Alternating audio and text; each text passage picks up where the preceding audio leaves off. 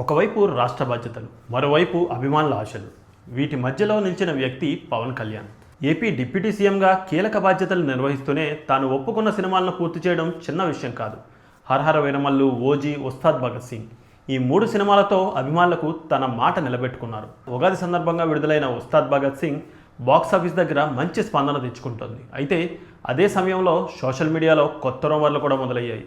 Deva Katta direction, మరో కొత్త cinema, ఇంకా చాలా ప్రాజెక్ట్స్ లైన్లో ఉన్నాయంటూ ప్రచారం జరుగుతోంది. కానీ అసలు నిజం ఏంటంటే పవన్ కళ్యాణ్ టీం క్లియర్గా చెప్పింది, ఇప్పటి వరకు కొత్త సినిమాలకు ఎలాంటి అంగీకారం లేదు. ప్రస్తుత పరిస్థితుల్లో కొత్త ప్రాజెక్ట్స్పై ఫోకస్ లేదని స్పష్టం చేసింది. అంటే బాధ్యతల ముందు వినోదం తర్వాత అంటూ ఒక స్పష్టమైన మెసేజ్ని ఇచ్చారు.